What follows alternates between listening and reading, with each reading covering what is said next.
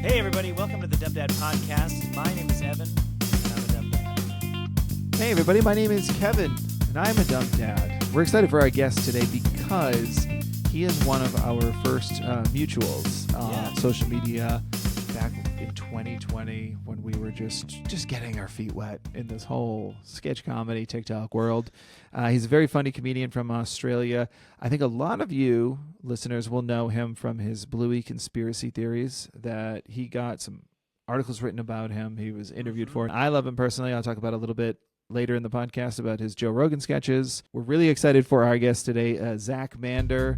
So we hope you enjoy. Zach, thank you for joining us today. A pleasure. Good morning? No, it's afternoon. Probably Afternoon. a day later than you, and you have a cracking morning coming up. You guys, tomorrow is going to be great. Yeah, can we get the forecast? We'll just call you every podcast for tomorrow's forecast. That's how it works, right? Yeah.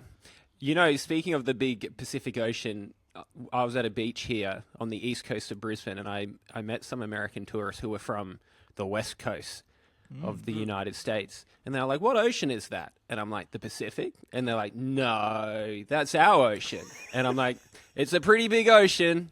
It's basically, the whole half of the planet. These weren't Canadians. These were Americans. I don't. Oh, well, that's true. That's true. I'm not sure. No, the answer is they're Americans because they said it's our ocean. Yeah, exactly. Yeah. That is absolute claiming. That's actually twofold American. Hold on, that's our ocean. And also, no, this guy's dumb. He doesn't know his own oceans.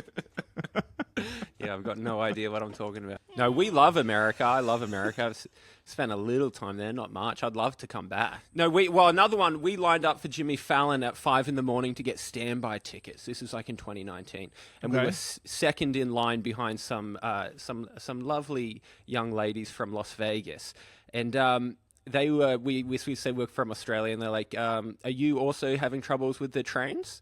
And I'm like, no, we have trains. It's it's a big country. I live in a city, so trains are not new to me. I'm across it. Oh man, we're in it now. So people think you guys you got a Atari a week ago, or like what do they think? I don't want it to be this, but I do have a number of stories of people of experiences in America of people not knowing anything about Australia. Like my wife was asked how long it took to drive, and it was like, again, big ocean. It's a big ocean. It's a long flight. You can't drive. I don't know where you thought we said. Because even Austria, it's just as far, maybe even further. I don't want to say that our educational system is in shambles because I don't think I have to. People ask you questions like that. I do have a question about Australia, Zach. Something Kevin and I have spoken about this many times. 90% of the world's most deadly insects and reptiles, etc., live in Australia. So my question is, how are you alive? Mm-hmm. And is it really that scary? See, because it's a big ocean, right? So the information, it's like the game of telephone. I don't know if you guys have ever heard of that before. Yeah. It'll come to you soon. But it's like the information gets lost, right? So are you finding, here's the thing. It seems like the scariest place in the world to go with the most beautiful views in all of the world. But then I listened to your radio show, and the first thing I hear is your friend comes home and there's a bush turkey in her bed. Mm-hmm. So like, is it just free range over there with all deadly things? Yes and no. Yes, there are snakes that could kill you. They just don't do it that often. So you gotta get to work. Yeah, they've got stuff to do. And as I explained to my kids, they're generally more afraid of you than you are of them. We're monsters compared to a snake. And so they don't want to hurt you, but could they? Yes. Zach, that is the perfect approach. Keep that approach towards Evan, the rest of the podcast, how you talk to your kids. I like that. I think it'll help them. It'll calm them down. I'll tell you. Relax a little bit. There are, here's the thing. There is only like a couple of snakes. There's probably only 5 snakes in my area that I'm likely to find. 2 of them could kill me. So 2 out of 5, that's not that bad. So that knocks out over half of them immediately. Right. And then numbers game. you're probably not going to come across them. Sharks, they're scary. They are a danger. like 'em. And crocodiles are a danger as well. But we don't have those where I live. So, just stay out of the water and you're okay. Stay out of the water, yeah. I mean, we give the same approach to our kids but my kids are like afraid of flies and spiders and stuff, but they're like house spiders. But I say the same thing. Think about how big you are to that little tiny thing. They're generally terrified of you, but also I know that it's like it doesn't even really matter if they get bit by them. But that's the difference, is that you have a lot of things that if you get bit by. Well, but the funny thing is, America has much more scary animals. Way worse. Bears, cougars. We have more tigers than any other place in the world. Yeah, I have actually heard that. And they're not native. Is that true? No. We Yeah, just as have pets, more. kept in captivity. More tigers in America than anywhere, I believe. Yeah. Learn nothing from Planet of the Apes. We got it all here. Zach, I want to say I'm so excited to have you on because, this is fun for us because you are one of our earlier mutuals. When we started on TikTok, we started late 2020, and we saw you. I don't know what one of the first things I saw you do is one of my favorites is the Joe Rogan interviews. That you do. Yeah. I die for those. They're the best things ever. They're so good. I think I've gone back and rewatched the Where's Waldo one. If anybody listening, just look up Zach Mander, Joe Rogan, Where's Waldo. It's art. It's my favorite. It's so fun. But anyway, finding out you were a dad was just an extra treat for us because we just thought you were funny, and then you talked about your kids here and there. So I know that you were in a sketch comedy group, right? Collective Noun, I believe it was called. Mm-hmm. And you were in that. I mean, it was 10 years ago now. Are you still in it, or is that still something you do? Well, that was my radio show. We just started. It'd be like if you guys went from the Dumb Dads to Kevin and Evan. So Dom and I, it's the same guy. We just changed names to be on the radio, basically. And and you guys, did you consider Kevin and Evan? Because I think that's a great name. Till you meet people, and then they're like, "Which one's Evan, Kevin?" Everybody we meet, we say, "Hi, Evan. Hi, Kevin," and they do that. Okay, like I know I'm never gonna get that right. They get it wrong. Even before we started, I'm gonna be honest with you, I had to look up. I was like, I was like, I'm pretty sure Kevin. Because I identify you guys as the Lord of the Rings one and the golfer. Is that okay? I'll take it. That's fantastic. That's fantastic. So I was like, yeah, I think Evan's the golfer, and I think Kevin likes Lord of the Rings. Yeah, I'm sure we're happy to be both placed in those buckets. That's totally fine with us. Yeah. Hey, Kevin, have you been to New Zealand? No.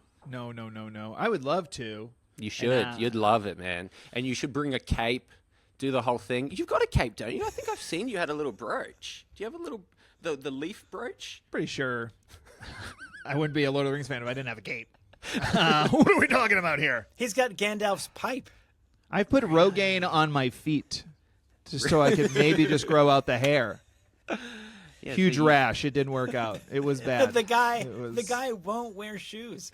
No, I haven't been to New Zealand. I would love to, and my kids are reading Lord of the Rings with me right now, and they've a video or two will pop up, and I'll show them, because now they've turned it into like the Shire after they made the Hobbit movies. I show the kids, and they go, "Can we go?" And I was like, "It's like 17 hours." Yeah, it's a long way. It's a long drive. It's a very long drive. It's worth it though. We were in New Zealand. We drove around New Zealand by coincidence when they were making The Hobbit. And we just kept going to towns after the crew, and we didn't know they were doing it, so we kept getting asked at like these rural petrol stations. They're like, "Are you a part of the circus?" And we're like, "The circus? What's going on?" And it took us ages to figure out. They're like, "Oh, they're filming," because in those parts, this is like rural, mountainous New Zealand. They're not used to having these, big crews come through. Huge film crew with all their buses and I mean, that's the old Ghostbusters, thing where, they say if they ask you if you're a god, you say yes. Are you at the circus? Yes. Well, I wondered yes, who they thought I was playing. Do I give Hobbit energy? I mean, I'm over 6 foot tall, so I'm like, I can't.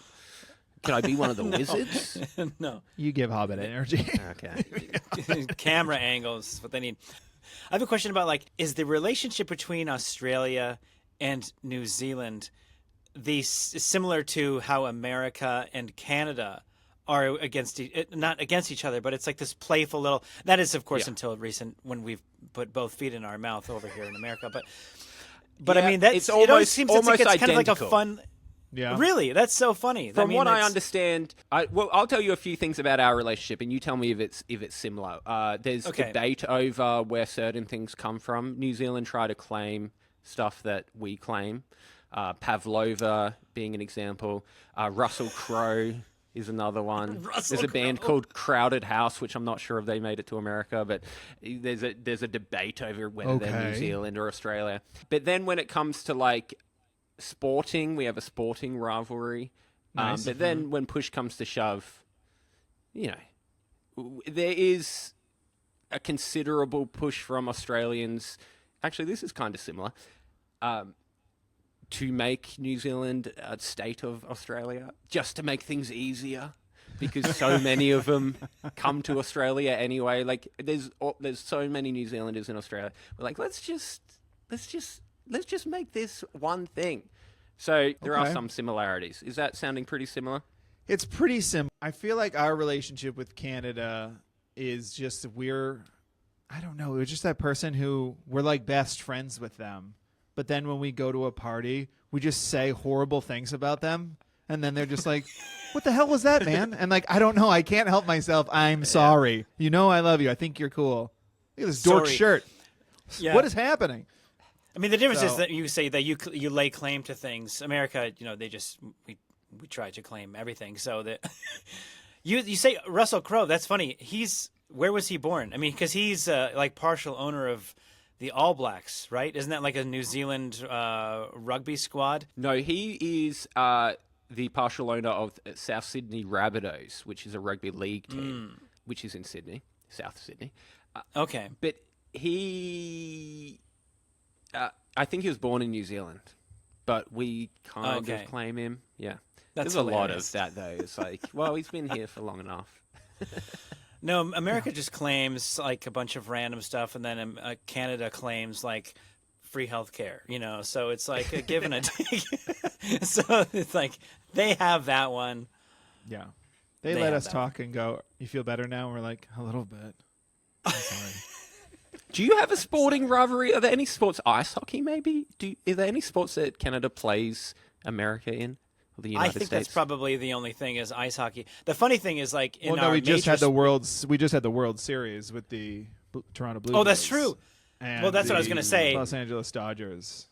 That's what I was going to say. What's so funny about it is that there's American sports, American Major League Sports that have Canadian teams. So Toronto Blue Jays, the Montreal Expos used to be a team when we were kids, but similar the Toronto Raptors are a basketball team, and there's hockey as well. So it's that's what's so funny about it is there's Canadian teams in American sports, but I mean they're generally very good. The teams that they have had for a long time. Yeah, they're pretty good ice hockey players, aren't they? That's what I understand. Yeah. They're born with skates on. Because I always think that when we... Oh, God, that's got to be painful. They're not very big. They're very little. Yeah, they grow with you. I always think that when I... Think about the mother. It might be easier. You just kind of cut your way out. Cesarean would be much easier. It's just so longer. I don't know. Maybe it's more natural if it's that way. I don't know. Oh, good Lord. I always think that when I see tourists getting in trouble at the beach, they need to be rescued, because I'm like, they're making such silly mistakes. Can't you swim and surf? And I compare it to if I was to try to ski on a frozen lake ice skate on a frozen lake in Canada. I'd probably... they would see me as so silly. They're like, it's not thick enough. You've got to fall through. So, because we are kind of born at the beach. So maybe they're comparable. It would be funny for them to see you trying to ski on the lake.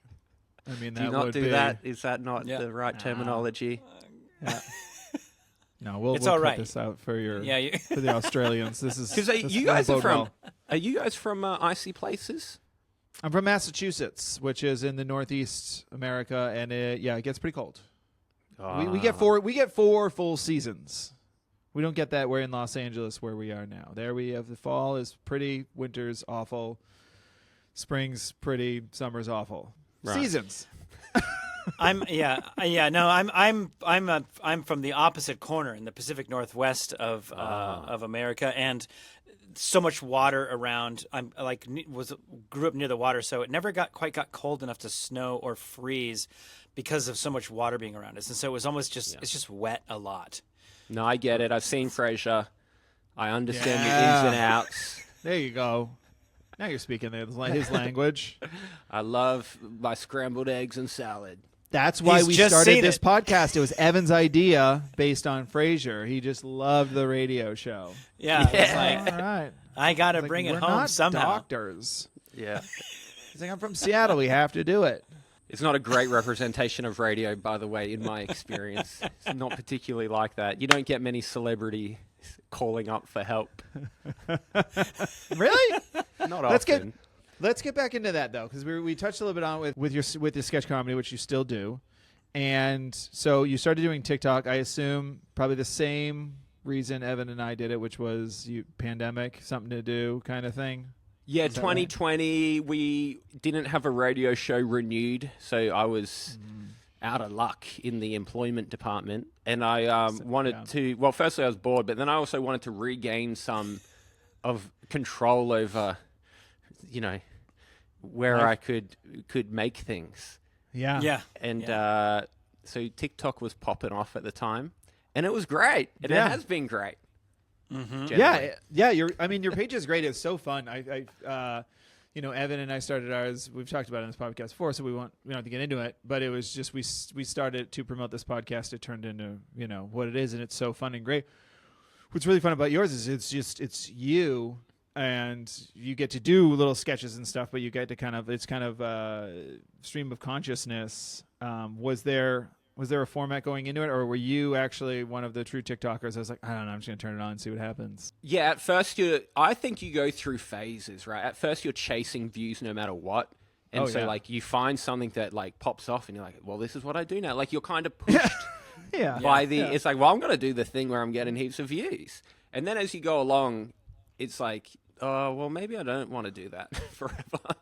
Maybe I want to do some same other thing. things. That's what the internet will tell you. Like, we like this about you. That's what you are now. That's all you do. It's like, especially you understand as being a sketch comedian. It's like, I can't do the same sketch over and over and over again. I'm going to go crazy. So I got to keep throwing stuff at the wall. That's what I think has been one of my downfalls. It's like, it's not that I'm against doing the same idea. I just don't realize I should. It'll be like a year later, I'll be like, oh, that video, I should have done 10 of them. Yeah. And I did one. Yeah. And so sometimes I'll go back a year later and I'll do the follow-up and it works. I'm like, why didn't you just lock into that? So I started doing just whatever, trying to find something, and it got a little bit of a following here and there. And then I had kids, and that's such a massive change. I was making videos about that, and it became about parenting more so, and that's ebbed and flowed in how prominent that's been. And then I had some Bluey videos, and the same thing with Bluey. Bluey would be by far the thing I'd be known most for generally. Yes. But that's ebbed and flowed as well. Sometimes I make a lot of those videos. I haven't made, there hasn't been new Bluey in like a year, so that's probably why, but I haven't made a Bluey video in a while. Quick question. Okay, so we haven't established this yet. How many kids do you have, and how old are they? 2 kids, 5 and 2. Oh, so 5 you and had 2. them Okay. right at the pandemic. Yeah, one was a pandemic baby. Well, we were pregnant beforehand, so there was not we couldn't. Weren't that bored. It wasn't one of the lockdown ones. Yeah. But it was 2020. Because I know we were gonna get there eventually. I'm happy we're here now.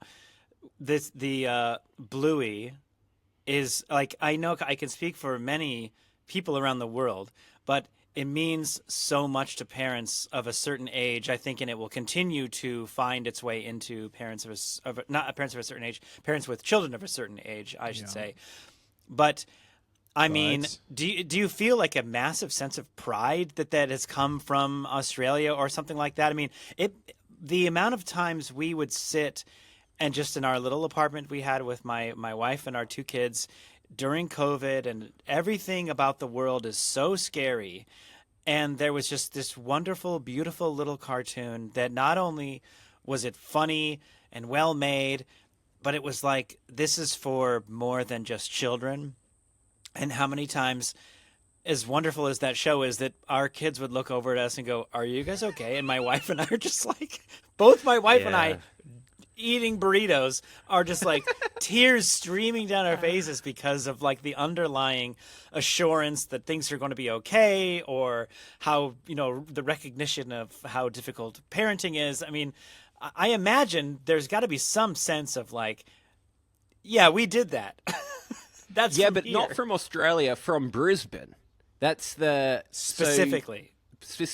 So Brisbane is so Sydney and Melbourne are the 2 biggest cities in Australia, and and Brisbane is the 3rd biggest, and it's often forgotten about. We're up north a little bit, and occasionally we have some big bumps of stuff that come out of Brisbane, but Bluey's been the biggest in a while, and it changed, quite honestly, my opinion. Like, I've always loved Brisbane, but I worked in like a national media organization.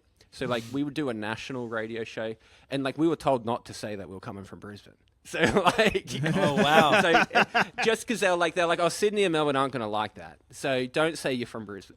And so... Wow. And then Bluey, in a way, gave me permission to be proud of Brisbane. And it is so specifically Brisbane as well. It's specific to like a couple of neighborhoods even. It's like one area of Brisbane. And so it's made me proud of that. And it did change. I was feeling quite down. Well, a lot was going on in the world, but but I was quite down about Brisbane around the time because, I was struggling to get stuff going here, and I was facing all these barriers of people being like, I would be in pitches and stuff like that, where people would be keen on things and be like, "Oh, can you come into the office? Where are you?" And I'm like, "I'm in Brisbane." And like, that's a shame. And so, but then I know that the guys who made Bluey were proud of Brisbane, and they wanted it to be based in Brisbane, and they wanted that to be a part of what it was. And I think they've done that so well. That's amazing. That's like, Kevin, that's like being here from here. It's like, oh, you're from over the hill. Hey, you got to somehow get into Hollywood, like over the hill. It's like a big, huge undertaking. That's like 2 miles. But people are like, oh, I don't know. The West Side, that's at 3:00. I don't know about that. It starts shade immediately. Well, let's get into let's talk about the Bluey thing though, because you blew up because you made a video about Bluey's home, and just why don't you tell the people your theories? Let's hear it. Some people will be like, "Oh, I know this." This sort of started because, as I said, it's very specific to a certain area in Brisbane. The suburb Bluey lives is well known in Brisbane. It's a beautiful suburb. And the type of house Bluey lives in is very well known as well. And I was talking to my sisters one day, and I was like, how is that family affording that house? And they kind of resonated with that a little bit. And I was like, oh, maybe there's something there. I didn't really know what. So I started Googling. At this stage, I had a baby, but I'd never seen Bluey. And so I was Googling, like, what do the parents do and stuff? And this is before... Bluey was big, but it was nothing what it is now. And so they had this old kind of website where it kind of had character profiles, and it said the dad, Bandit, is an archaeologist. It says the mum, Chili, works in airport security. And, like, instantly, I was like, there's a connection here. They might be up to some nefarious activities. Maybe they're getting their money... in a bit of a suspect way. So I made a video like that. It blew up. It didn't go like I've had videos get way more views, but like the cultural significance of it was more than anything I've ever made. Like people were writing articles years later, like 2 years later, people were still writing articles. Like I was getting interviewed for different pieces. I love it. it got back to the creator, Joe Brum, and he was asked to comment on it and all this stuff. And I was like, That's this is so hilarious. funny. That's hilarious. Based on like a kind of a sketch-based idea. It's like it blows so far out of proportion. That's amazing. But I think because they made it so specific, it lent itself to people having some fun with that. And as you said, it was like hit at the right, it was at COVID. People were watching it. And I think a lot of parents had the similar experience of like, you kind of look out of the corner of your eye at the shows your kids are watching. And then with Bluey, I think you edged a little closer, then you sat down. Then it was like 2 episodes, 3 episodes, and you're like, this is pretty good. Yeah. It reminds me of like, so I know it's like basically summertime where you are, and we are in Christmastime over here. So it's polar opposites. And last night we watched, my kids and I watched Home Alone. And that always to me reads as the same thing where it's like, that's like a $7 million house. Like, what? I mean, that's like... Not only that, I watched Home Alone the other night as well. And not only that, but they're going to Paris with 15 with family like 15 members? people. It's like... That is and then the in most... Home Alone 2, I'm going to watch Home Alone 2 soon. I watch it every year. But whose house is it that they're in New York? Is that another family member? They're terrible people. We just watched it with the kids. You're totally right. It's like exactly the same. It's the same feeling of like, how is that their house? I mean, they read as the relationship and everything reads as like a normal American family, but they have this like gigantic palace that these burglars are like casing the joint. Like, yeah, we've been researching the neighborhood, but that's the one. And like it's just the like, silver how is tuna. it? Could it be influenced by 1990 prices, do you think? Was that more attainable? Well, because one thing you wouldn't do these days is I don't think you'd root for that guy. If that was the main character, I think in a modern movie, people would be like, who's this billionaire? Whereas like back then, maybe it was like aspirational. Maybe it was just like a little bit above what everyone else had. Because I know growing up, even in Australia, like my parents had a house on a single non-university educated salary in 1990, like the house I grew up in, and like now that house is like $1 million. Yeah, It's insane. that's pretty consistent here too. It probably does a little bit, but it's I mean maybe that's because also additionally we grew up and it's like, oh well, you can't afford houses. What the hell? No one can afford houses, and then and then you look back and think like, that's something missing here. That was what we were. That was kind of what we were promised as millennials. It's like... I know. It thus is the gap. But do you watch, when you watch Home Alone now too, like, do you have this kind of memory, kind of the inverse of what you're talking about, which is like, you're like, that movie's so silly. How could you ever forget a kid? And then you watch the first 15 minutes and it is tight. They went to too much effort making sure that every single detail was taken care of how you could forget a kid.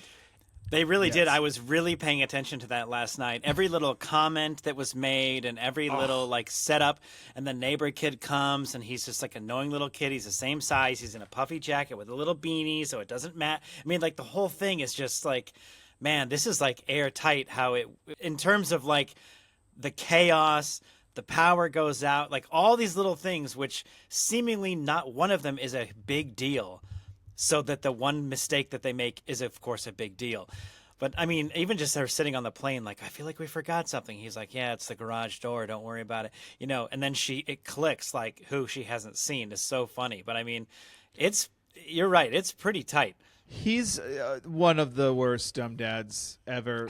Mostly, he's such trash. We were watching it. My kids watched it the first time like 2 nights ago. He's trash. And well, you know why as well? Because what I said to my wife immediately is like they're on the plane and they're all comforting the mum. They're all going, you're not that bad. You're not that bad. You're not a bad mother. No mention of the dad at all. Does he have any responsibilities in this?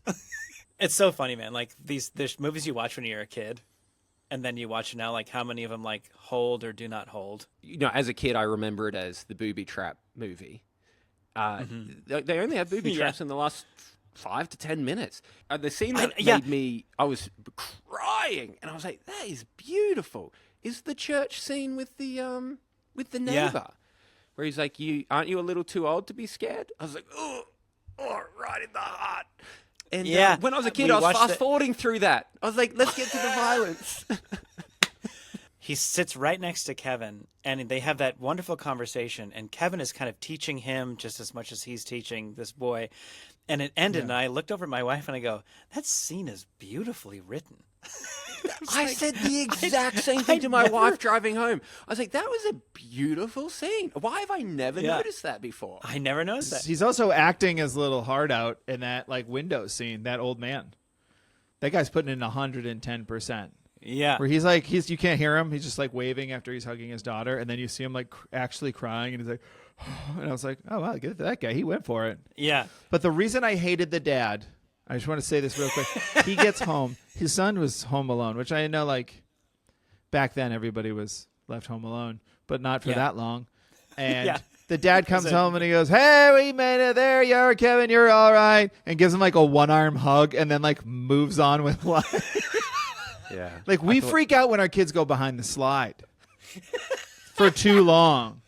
Like we're talking to somebody and we look and we know logically there's no way some ninja scooped them up and just hit the road with them. But we're like, yeah, but where is he? Our kid is gone. And we freak out. And in this movie, the guy's like, you're fine. Don't worry about it. And that's his attitude the whole time. Whole movie. Whole movie. They're overseas as well. He's like, there's an undertone that the mum's overreacting. That's another. Yeah. It's another sign they're rich too. By the way, is the family didn't care that their international flight got turned around. No one cares. That's how rich they are. No one cares. The other thing I was going to say is that how airtight that story is. It's like when he spills the milk and they throw a bunch of the stuff that was on the counter in the garbage, his airline ticket's there. Yeah, his ticket's there. Yeah. So it's like, and it just quickly gets covered by garbage. It's like a lot of little things that really do speak to like how much they thought about it. So why doesn't he go to the neighbor? Because it's established that he's scared of him. The other neighbors are all on holidays. Yeah. And then it's even details I noticed this time is like one of the reasons the parents are annoyed at Kevin in like the opening scene is because he's been in the shed or, out in the garage tinkering, making Christmas ornaments out of his dad's like tackle, I think, like, fishing tackle. And so you're like, oh, he's crafty. Yeah. But you're just setting up all this stuff that was all missed on me when I was 10 years old, and I was like, yep.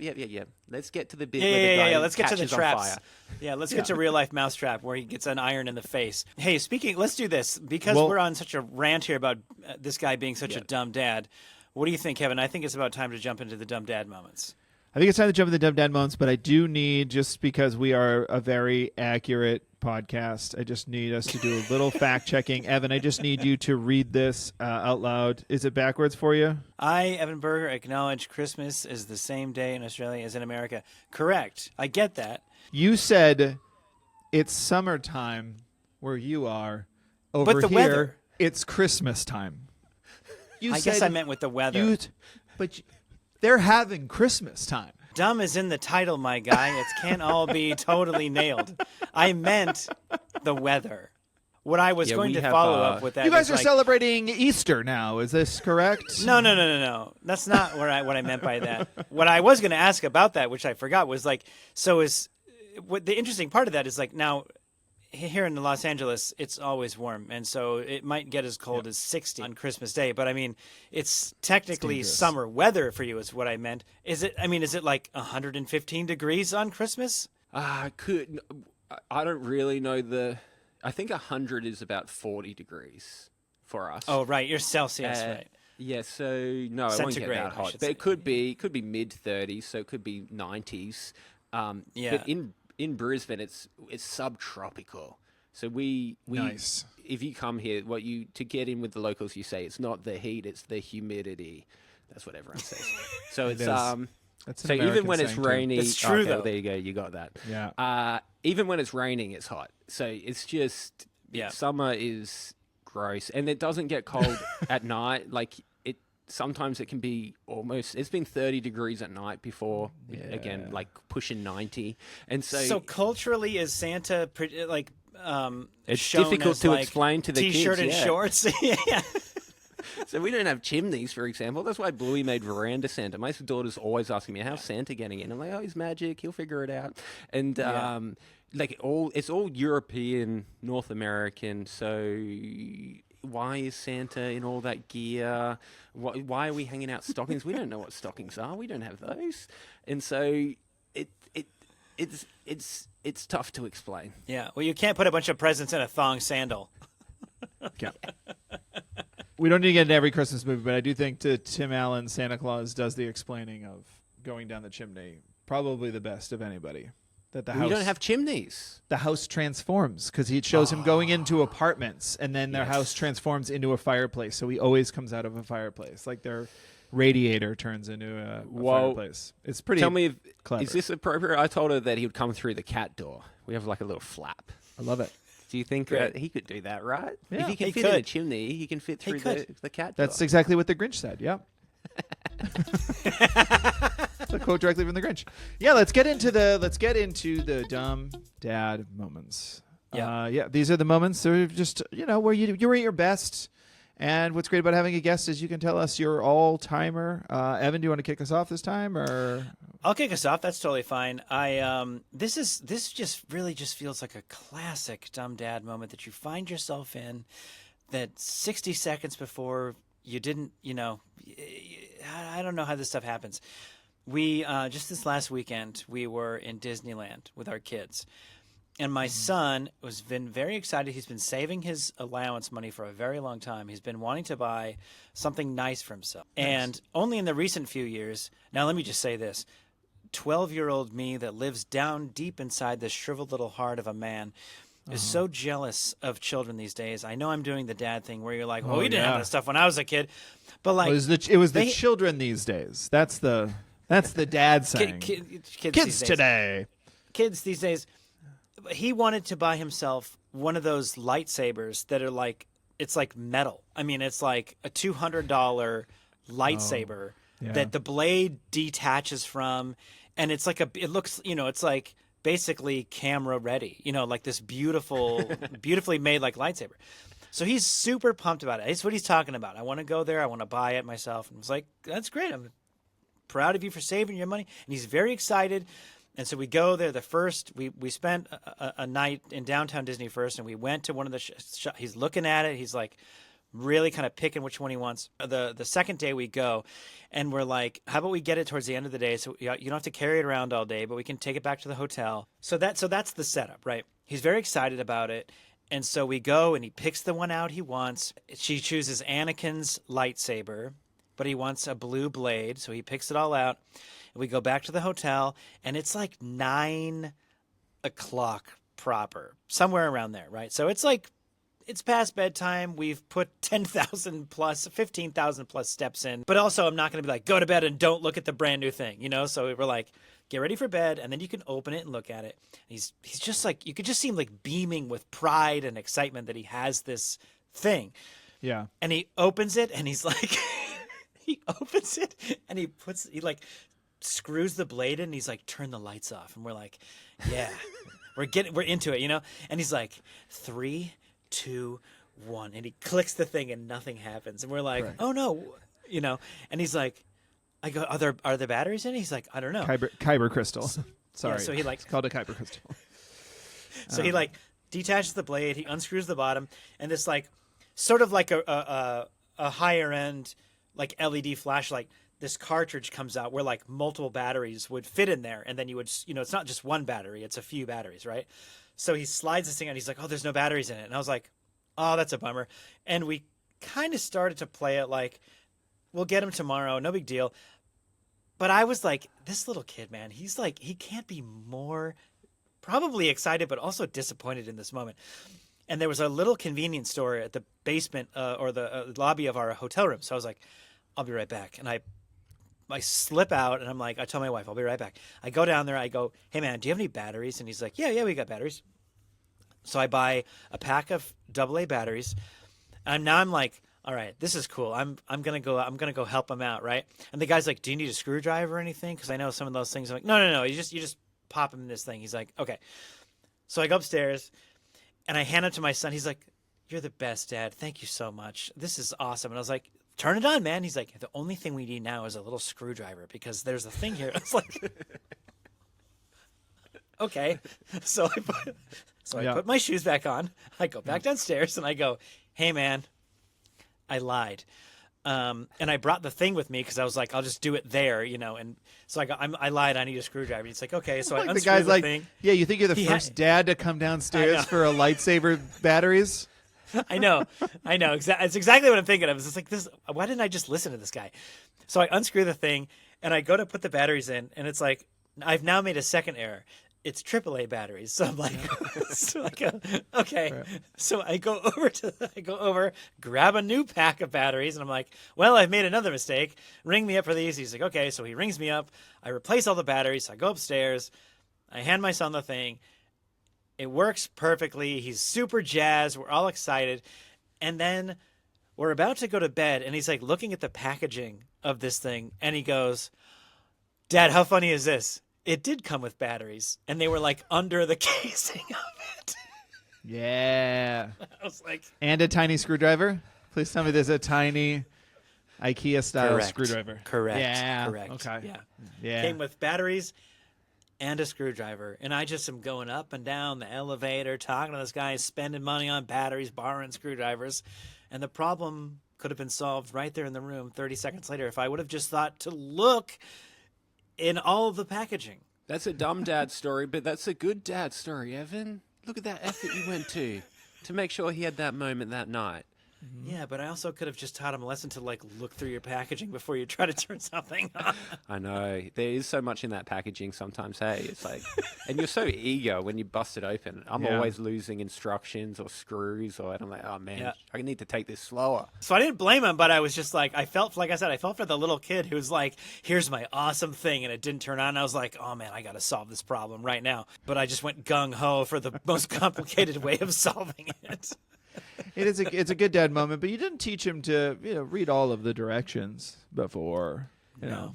Also, do we think we'll get there. The convenience store worker is completely innocent in this? Do you think No. if this happens all the time, they not could a have said, chance. "Hey, did you make sure that there was no batteries in there because this happens all the time?" And then they find out later, or was he just like, "Oh yeah, buy the battery"? When Lou is replacing him at 2 a.m., he's gonna be like, "Lou, got another one." Batteries and screwdriver. No way. What they're not telling you is that they have a employee sales contest of they get a little kickback on batteries. So he's not going to tell me that. Mm-hmm. That's right. He got 2 battery packs out of 1 dummy.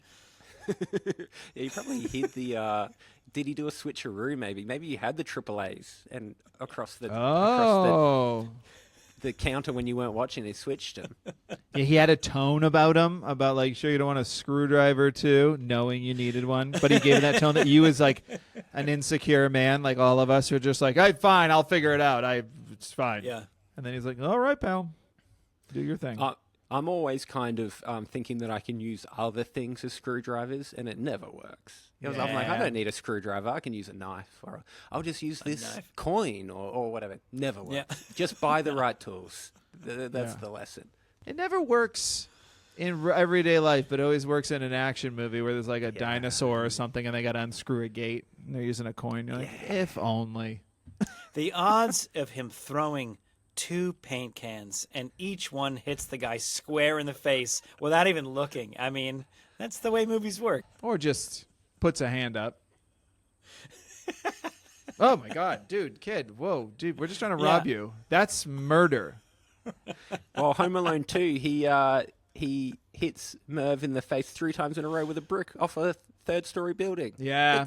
What an arm. Sign that guy up to some baseball team. Can you believe it? Sign him up for something. That kid's pretty incredible. Yeah.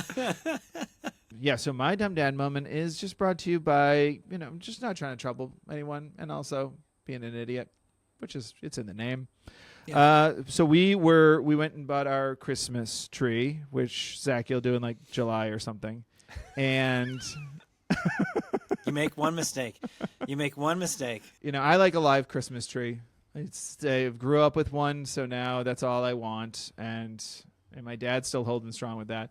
And I know a lot of people have switched to artificial, but I like to go. And now it's funny because the second we got to the place, and we've been going to the same place the last few years, like 4 years now. It's a great place to get a Christmas tree, but it is by the highway. It's like cute, but it's next to the highway, and there are animals in cages that they're like, don't touch them. And you're like, why are they here? And it says it's a farm. It's definitely not. It's a lot.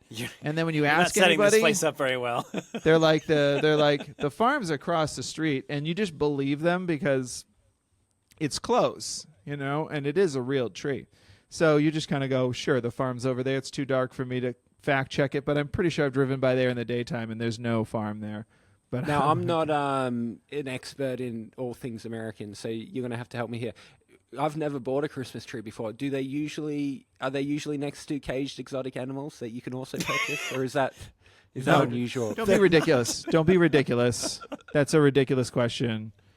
Goats are not exotic animals. It sounds as Kevin is kind of pitching the idea like you're going to go do your part in killing Mother Earth a little bit more by buying a real tree. And then make sure you find some shady place that has illegal animals right next to it. Just if you're going to go all in, just go for it. I think the idea is if you buy the tree and if you ask the right employee, you can get a goat out of it. I haven't worked up the courage. A free goat? I haven't tried goat's milk, but it sounds like it pays for itself.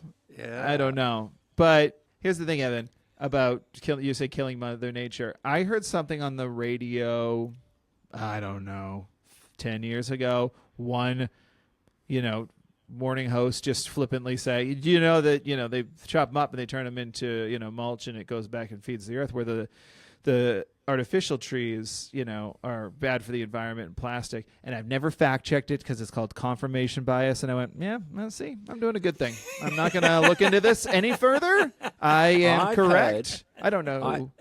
I've heard if it's 30 years, you have to keep your artificial tree for it to come out even. I think that's something like that for the carbon and no footprint. one does that. Yeah, so maybe the real tree is better. No. I mean, even if I considered it, my dad and I were at a Lowe's, and just like a couple of chuckleheads were looking at the artificial trees going, I can't see one I'd want for 5 years. I mean, they're all mediocre. I mean, if I'm going to buy one for the next 10 to 20, none of them look good. We were ridiculous. So anyway. Is it the smell? Isn't there a smell? That's what I'm told. The smell is amazing. Yeah, it smells like pine. I mean, you can just buy a candle for that, but yeah. What's next? Am I going to turn on a fireplace on my television? Because I do that. Because I don't have a fireplace, so I do that. I do that one. So my dumb dad moment. Not the place. The place is great, guys. I don't want to give it a 10 out of 10 because it's by the highway. So when you get there, there is just overly eager employees being like a little too quick, just being like, "Do you know what you want?" And I was like, "Come on, man." My kids and my wife went the other way because they know I'm going to be a problem because I'm car shopping right now. I'm turning them. I'm looking, I can't imagine what I would be like, Zach, if I was going to buy a 30-year tree, because this one I know I'm only having for 3 weeks, and I am overanalyzing it. Yeah, what can you, height? Isn't that the only thing? Thank you so much for asking. This one what have you just This done? one exactly. What have you just done? So here's the thing. You want it to be pretty symmetrical, okay? A nice triangle is, the obvious thing. It's the first thing the kids do when they learn to draw a Christmas tree. They draw a triangle with, a little square at the bottom. You want something like that, but you got to be reasonable about where, you live. And you're right. Height's the big thing. For me, luckily, I can only have it be about my height, which is just over 6 feet. And then you got to look for, holes because they're trees. They're imperfect, and that's why they're beautiful. But those holes can pound sand because, they're gross when you look at them. It's like, what's going on here? It's got to be pretty. So you want to dress it up. So anyway, my wife and children left forever ago because they know I was going to be annoying about it all. But I found a tree, and because these guys were all like, hey, do you need help? I was like, no, not yet, not yet. When I was ready, nobody was around. And then I became like that person who doesn't want to inconvenience anybody. So I didn't pick up the tree and move it, which you can easily do. They're very light. And I just stood there for very long. And then the kids came over and they're like, this is the tree? And I was like, this is the tree. And they're like, we love it. And then they went to the front and then I still didn't come for like, I don't know, like 5 more minutes. And then I'm like, I don't want to leave because somebody's going to take my tree. You're standing guard. I'm standing guard, but nobody's coming for a really long time. And then I rip off like the bottom of the receipt's like perforated. So like what normally happens, somebody comes to help you, they rip off the bottom, they hand it to you, they go take that to the register, they take your tree and put it on your car while you're paying. But nobody came, so I ripped off the bottom. Already I'm getting like nervous. I was like, somebody's gonna yell at me. I'm doing someone else. This is not allowed. This is like going in the employee only area at a department store. What am I doing? I'm a criminal. At this point, I'm a criminal. This is vandalism. And I walked to the front, and there's still nobody there. So then I picked up the tree, and my wife goes, "What happened? Did something happen?" I just waited. I have no reason. And she's like, "The kids have eaten like 500 peanuts. There's a bowl of peanuts that says help yourself. It might have been for the animals. I don't know. But my kids ate them while they were waiting for the lemurs. The lemurs in the cages. But just my dumb dad moment was just not having the courage or the just pick it up. No. Nobody cared. You couldn't have like hit a bit of a wave. Oh, I Bit of a tried. hey-ho? I tried. I tried. tried. I was locked in. I wasn't like on TikTok. I was No. looking around for eye contact, which I almost exclusively It's the same avoid move in the as regular life. Get the Hey, check. yes. That's what you need. Hey, can I? Hey, excuse. Hey, could you? He definitely looked at me. What is that? I got 2 words out. The best part is like how your story starts with how gung-ho you are about managing the situation. I'm going to be a problem. We're picking out the best tree. And then as soon as you're Yeah. locked in on the one you want, it's like, I don't want to ask anybody anything. I don't want anybody to get mad at me. No, I wanted to ask. They weren't around. And I It's wasn't like going to the hardware store. Is that the same in Australia? You go to the hardware store, and as soon as you know what you want, you can't find anybody that works there? It's not like that because we have one hardware store, which is Hammer Barn, which is Bunnings. Is that real? Is Hammer Barn a real Yeah. place? Well, Oh, that's it's not called hilarious. Hammer Barn. It's called Bunnings, but it's depicted exactly the same. And there Okay, are, yeah. it's kind of a joke. You know, like in the UK, have you heard of the black cabs with the knowledge? Have you ever heard of the knowledge? I'm going to have to No. explain 2 references here, so it's awful. But It's okay. Tee it for up for some me. reason, for some reason in my mind, I was like, "There are no black cabs." But then I was like, "No, America, not England." The London cabbies are famous for knowing every single street in London, Right. which is like a massive Oh, city, okay. and they have to pass Yeah, a yeah. test to know it. Yeah. So that's how you're going to have to understand this reference. Now Okay. you understand Okay, the got reference. it. Got it. Locked We're in. there. That's like the employees at Bunnings. They know it's a huge, like, these are massive facilities, massive warehouse. And they know to, you know, the aisle, to the T, to the shelf, where every item is. So, and they're Wow. everywhere. So, no, we don't have that anymore because this... Australians love Bunnings. You start to think about it a little bit, and you're like, there used to be a lot of kind of corner hardware stores, didn't there? They've disappeared. Wonder where they went. Yeah, we've done a lot of that here too. They were absorbed. They were Yeah. absorbed. That's right. So, yeah, we don't have that. But Kevin, I was wondering if you seem to be the type of guy. I don't think you would have said anything afterwards. Like, did you put in you didn't complain. You didn't say, "Hey, I've been waiting here for ages, man. Come on, let's pick up the customer service." Oh, no. I feel like that never. you're a very nice guy. No, I mean I'm fairly close to like you bringing me a soup when I ordered a steak and going, "Okay, I guess I deserve this." Thank you. No, I Looks love great. that. Yeah. No, I Is think this soup medium done? Yeah. Is that how I ordered it? yeah, feels the same temperature. No, I always make excuses for people where I'm just like, they're just busy. They're busy. I also don't like bad attitudes in the holidays. Yeah. What do we have for you? Let's hear your. Well, I've got Dumb I've dad got kind of got a moment. Bluey related dumb dad moment from. Oh, perfect. Perfect. There was the opening of Bluey's World last year, which is like Right. this big attraction we have in Brisbane now, which is like you can go through Bluey's house and it's all this big adventure and Yeah. it's really cool. But they did this big opening like concert and like big, you know, ceremony and everything. And so like Yeah. Geoff Bush who does all the music, had a live band. They were playing all the music from Bluey. Megan Washington, who sings Lazarus Drug, which is in the song at the end of The Sign. She was performing live. We had Emma Memma, who's Emma Watkins, who's the Yellow Wiggle, Emma Wiggle. They were all playing together. It was like a toddler's Coachella. It was like wild.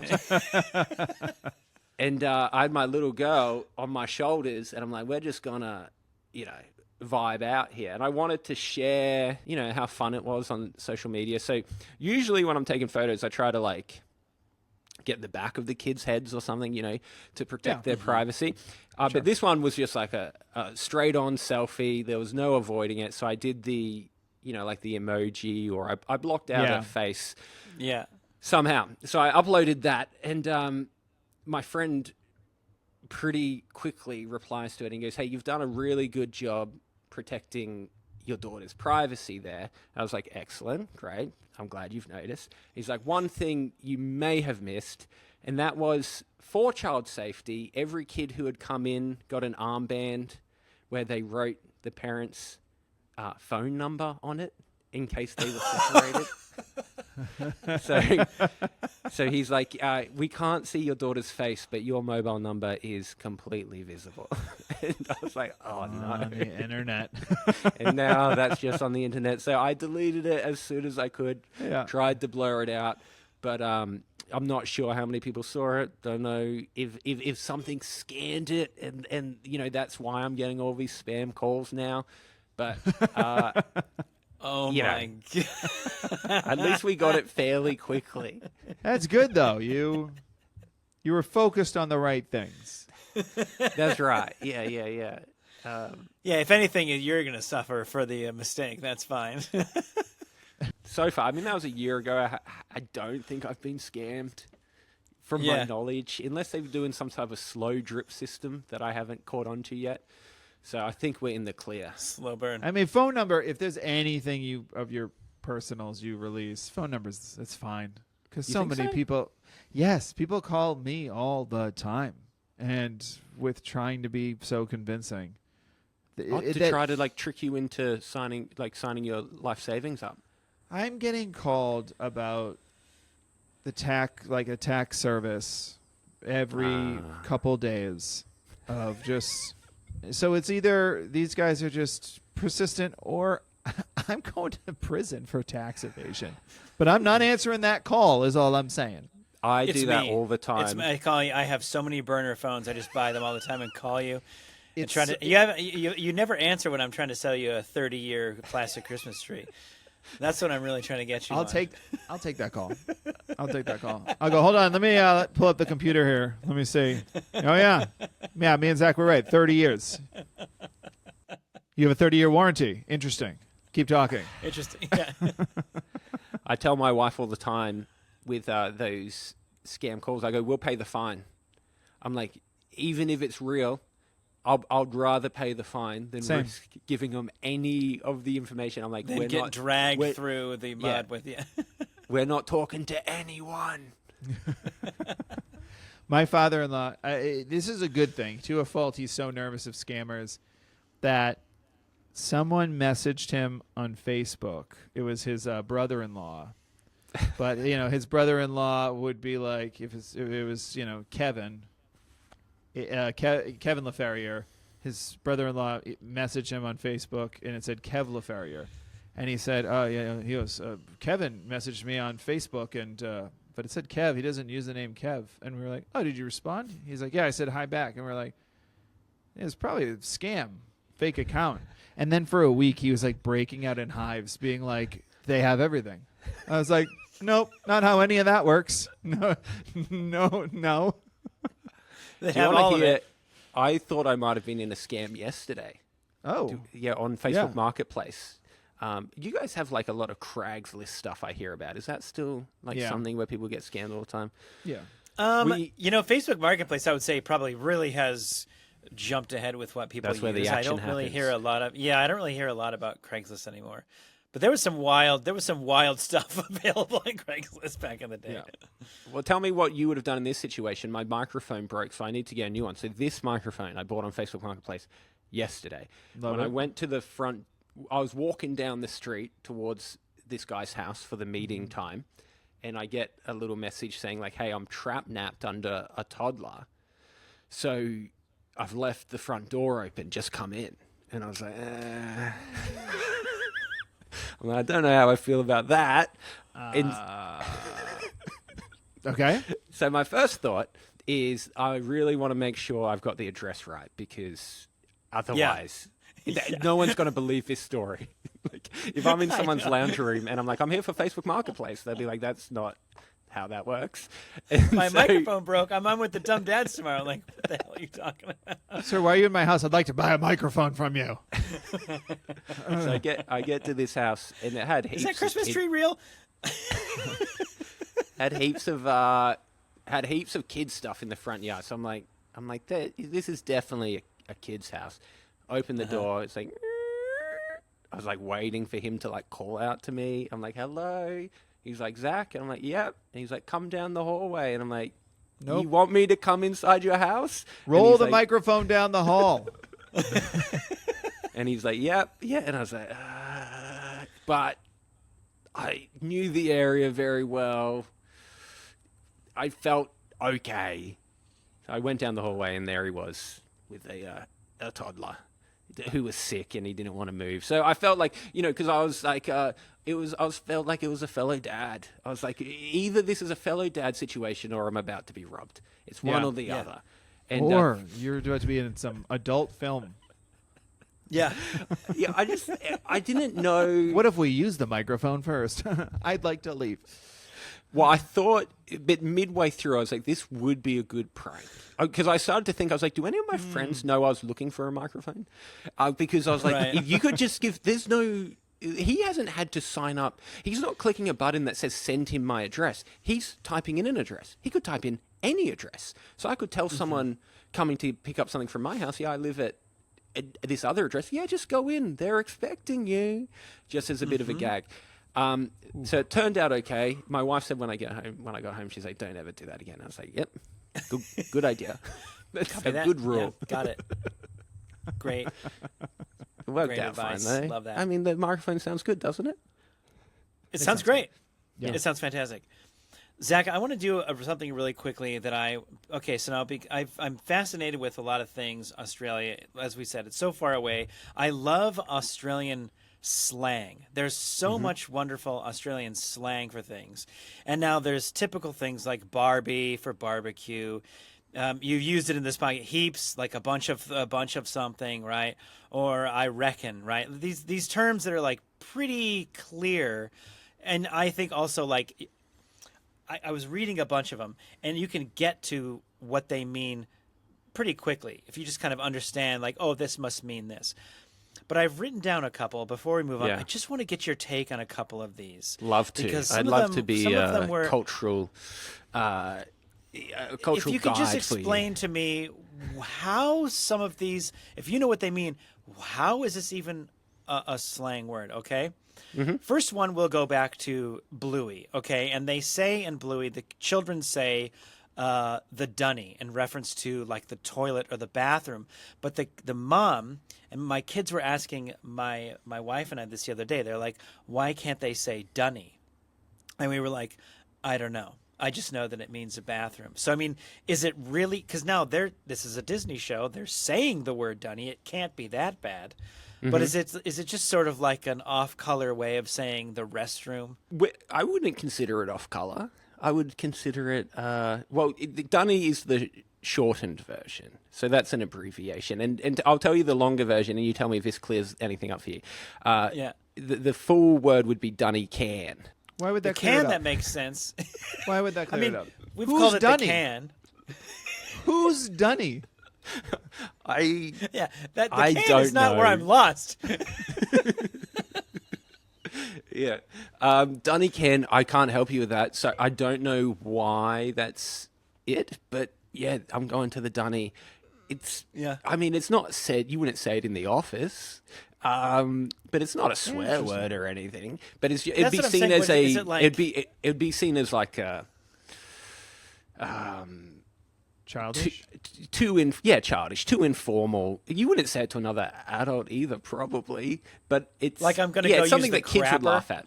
Yeah, yeah. Gotcha, But wasn't okay. that the guy's name who invented it? So that one kind of makes sense. Or is that a myth? I think crapper. John Crapper? Yeah, I don't. Yeah, No. I've heard that before, but I've never really believed Yeah, that. no. I've also never looked it up. But Well, maybe there was a Charles John. Dunny. Yeah. That's who it was. Yeah. Do you have any His others? best friend, Bill Crapper, was like, I invented it. He stole my idea. And I got a few people are others here. split. how about Sheila? That's just a woman. Is that correct? That's So, like in woman, yeah. America, we reference a gonna- Karen, which is somebody who would yell about waiting more than 30 seconds for a Christmas tree. But a Sheila is just a generic term for a woman. Why Yeah, and is there's that? none for man. Bloke. Oh, Sheila and bloke. But Sheila, yeah. I don't know where that's come from. Again, these are kind of... You wouldn't use that in the office. It'd probably be seen as like crossing some HR boundaries a little bit, maybe. Okay. Okay. Like just a gendered term, I guess. But Okay. but I don't know where it comes from. Everyone would know what you're talking about. But Sheila's, so like if a pub was being a little bit funny, they might have Sheilas and blokes on the toilet stalls as like, you know, Oh, okay. man's I and got you. women's Okay. Being a restrooms. bit cheeky. Okay. Yeah. How about this is one I think is really funny because the American version of this word couldn't be more the opposite. Swag is like a roll-up bed. Is that true? Yeah, a swag is a single tent. So it's a piece of canvas Okay. that you lie in. It's a body bag basically. It's like you know, it's not that dissimilar, but you might have a bit of fly screen that you're looking at. Yeah. I've never slept in one. They seem extremely uncomfortable to me because of like I not co-sign this wanting one. to be in a coffin. But that is Yeah, a claustrophobic, like. yeah, but particularly so like there's a bush ranger tradition in Australia, Okay. which were like these. I think they were like the equivalent of like ranchers. I think if you were like driving cattle over a long distance and you needed to camp overnight, you'd have a version of a swag. But for some reason, that's endured, and people make very high-end swags now. As in, they're not luxurious. I mean, they're just made out of good materials. I That's think that one hilarious. fits. I like that one. That one fits for me. Yeah, so I like that one. I just think it's so funny. Like Americans is like like swag is like you either have swag, which is kind of like yeah. an aura about you or confidence about you, or just a bunch of swag is like a bunch of materialistic things. Like you go to an award show, like the swag bag is filled with like headphones and gift cards and like all this stuff. So I mean, it's just like I was like, oh, swag, that must mean. And then I read that it's roll up bed. I'm thinking like that has nothing to do with anything. Do you have you heard of Waltzing Matilda? This is a folk song in Australia that we learn when there's No. a push to make it the national anthem, but we learn it when we're in primary school. And it's once a Okay. jolly swag man camped by a billabong under the shade of a coolabah tree. And a swagman was I think like a nomad is the impression I get. And he gets accused of stealing a jumbuck. He put a jumbuck in his tucker bag. Do any of these words make sense to you? I understood And- Yes, bag. I know Billab. Yeah, bag made sense. Bag. This guy, a but billabong he is saw- like a little puddle, right, or like a little watering pond. hole. It's a Yeah, like a watering hole. hole, okay. And Yeah. anyway, the whole story goes: the police come along because he's accused of stealing a sheep, I think, from a farmer, and he jumps into the billabong, and he would rather die than be taken by the police. And then his ghost haunts the billabong, and we're like 6 years old belting this out on school, and we're like, and the national ghost, anthem. yeah, and the ghost of the man still haunts the billabong. Like, there's a line in it that goes, "You'll never catch me alive," and yeah, that's the. It's not children. until you're older where you're like, that's a pretty dark song. I don't know why Okay, we two want more- that to be sung while the flag is waving. Yeah. It's still today, I would wager that most Australians would find that more patriotic than the national anthem. That's hilarious. yeah, ours Okay, is two more really terrible. quick ones. She'll be apples. Means everything will be all right? Everything's going to be okay? Yeah, I've never right? heard anyone say she'll be apple, she'll be right, is usually what they say. She'll be right. Oh, that makes more sense to me. Yeah. See, that's what I'm saying. Some of these, I'm like, she'll be apples. Like, how does that even make any sense? Apples, I think of being North American. We have apples. I don't think we're famous for apples. We've got Johnny believe it. Appleseed. Yes, And we we got do. Johnny And Appleseed. apple pie is a very American thing. So, okay, now the last one I have here. Speaking of dark humor, which I think Australians have a wonderful sense of humor and a little bit of a dark sense of humor at times. This one to me is hilarious. Can you tell me what is a shark biscuit? I would guess, and I don't know where you found these from, but I would say that was Facebook Marketplace. I've grown up surfing, and I would say that a shark biscuit was a boogie board, like a body board. Is that right? It's said that shark biscuits are kids at the beach. I was like, I don't know. I've honestly never. I've never heard that one. We would call sharks different things. Well, no, I've never heard that one. I would have thought shark biscuit was a body board. Do you know, like a boogie board? You know, like yeah. Basically the same thing. But I saw that it was a kids at the beach, and I was like, these Australians and their sense of humor, that is wild. Yeah, we do have a relatively dark sense of humor. I love it. I appreciate it. Well, I'll give you an example with that Yeah. Bluey conspiracy, right? They the first sponsored videos I did for Bluey, I was like, well, they like this conspiracy. I'll pitch all these other ideas, which were like, I think I originally pitched the relationship between Chili and the neighbor Pat being like, what's going on there? And one, because it's like Australia, which is like Ludo and the ABC, and then it's BBC in the UK, and then it's Disney in America. And this person from BBC is like, look, the Australians are going to like that idea. She's like, I've got to get this through BBC and Disney, and I don't think they're going to go for that. They're not going to go through that. Even if you so I make it was to like the BBC, Disney's going to be a hard pass. Yeah, so I was like, oh, okay. I'll come up with something else. Well, Zach, we've taken too much of your time, but thank you. Thanks so much for coming on. Let people know where they can follow you, what you got going on. At Zach Mander, I think on TikTok and Instagram. TikTok might have an underscore between them, but I'm sure it will come up. You can follow the people those accounts that keep impersonating me, and then TikTok says no, that's not an impersonation. Apparently, even though they take my profile picture and my exact name, I'm like, oh, okay. So what is an impersonation then? Yeah, I think we're getting a little loose on the terminology. But yeah, just at Zach Mander, and I'd love to say hi. Also, your radio show. I mean, I don't know that people. Your radio show comes out as like a podcast. Yeah, Yes? I'm not doing that radio show anymore. I am about to start Okay. another radio show, but it's less podcastable. It's talkback radio, actually. It's going to be interesting. Okay. Fun. Do you guys have that? Well, Yeah, what do you have mean by that exactly? Yeah. More like what Frasier does, actually. Yes, we have a lot of that. So it There is it is. accurate. There it is.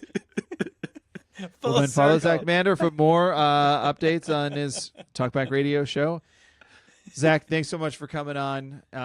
We really, really appreciate it. Do you have a dad joke? It's okay if you don't. You got to go to. We like to end. Yeah, with a dad well, joke. like a really quick, easy one Yeah. that I always love is how do you make a hanky dance? Put a little booger in it. I've totally Yep. botched that. Yeah, Boogie.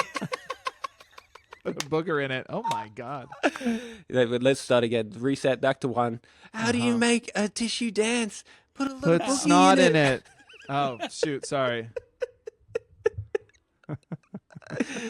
Yeah. Well, that That's perfect. summarizes a dad joke pretty well, doesn't it? Yeah. None of them are good anyway. It's just about. Well, thank you everybody for listening to the Dumb Dad Podcast. Thanks to Verdú on SoundCloud for the music of this podcast, and to my wife Annie, our producer and editor of this podcast. And we'll see you next time. Okay, bye. Okay, bye.